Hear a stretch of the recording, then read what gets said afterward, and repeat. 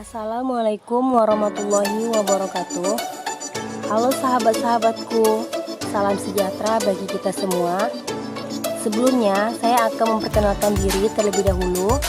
Perkenalkan, nama saya Sri Rahayu, peserta KKN dari Rumah 107. Saya jurusan Manajemen Pendidikan Islam, Universitas Islam Negeri Sumatera Utara.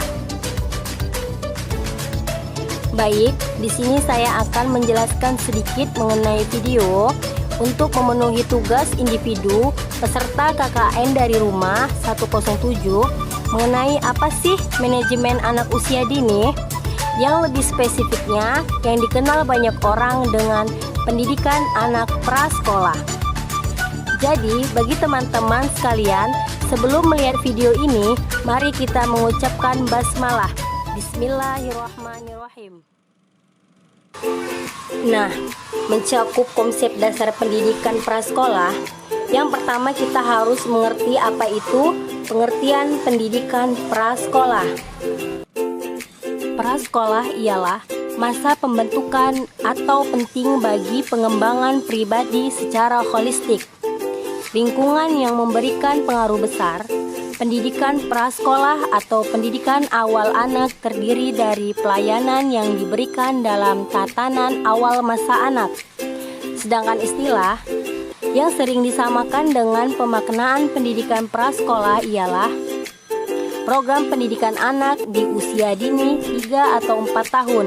Sedangkan pendidikan anak prasekolah dapat meliputi taman kanak-kanak, kelompok bermain, dan tempat penitipan anak.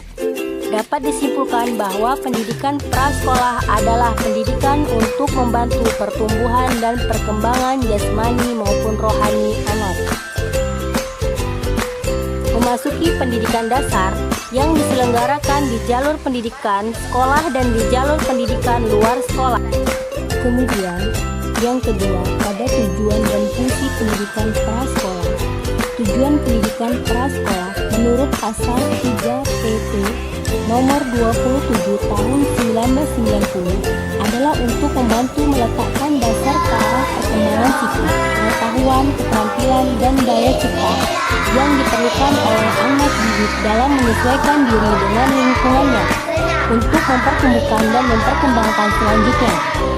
Sedangkan fungsi pendidikan prasekolah menurut kurikulum berbasis kompetensi tahun 2004 adalah mengenalkan peraturan dan menanamkan disiplin pada anak, mengenalkan anak pada dunia sekitar, menumbuhkan sikap dan perilaku yang baik, mengembangkan kemampuan berkomunikasi dan bersosialisasi.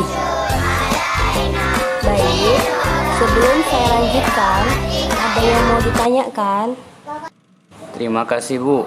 Saya ingin bertanya, Bu, bagaimana sih ciri-ciri anak prasekolah itu? Nah, baik, pertanyaan yang sangat bagus.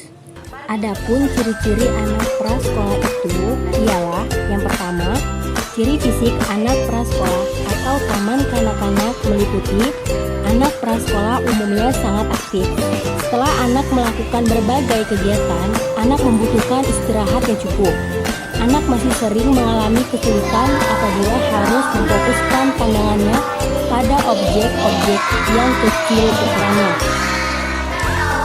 Yang kedua, ciri sosial anak prasekolah mencakup umumnya anak pada tahap ini memiliki 1 atau 2 sahabat, tetapi sahabat itu cepat berganti.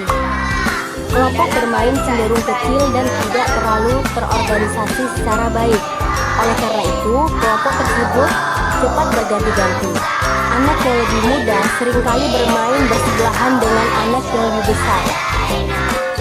Ciri emosional pada anak prasekolah dan taman kanak-kanak mencakup pada taman kanak-kanak cenderung mengekspresikan emosinya dengan beban dan terbuka.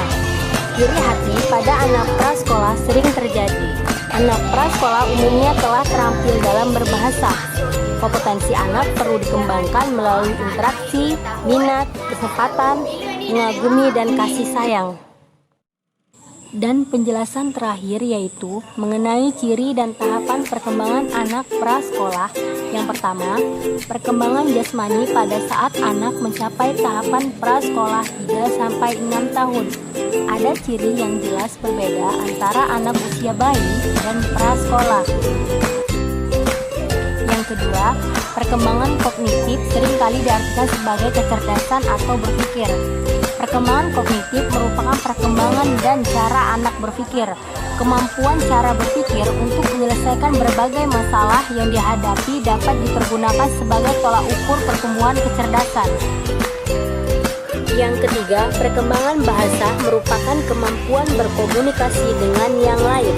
Anak prasekolah biasanya telah mampu mengembangkan keterampilan bicara melalui percakapan yang dapat memikat orang lain. Sekian dari penjelasan video saya ini. Lebih dan kurang saya mohon maaf. Kepada Allah saya mohon ampun. Mudah-mudahan video ini bermanfaat bagi teman-teman sekalian. Dan jangan lupa ya teman-teman, di like, comment, and subscribe. Saya akhiri, wabillahi taufik wal hidayah. Assalamualaikum warahmatullahi wabarakatuh.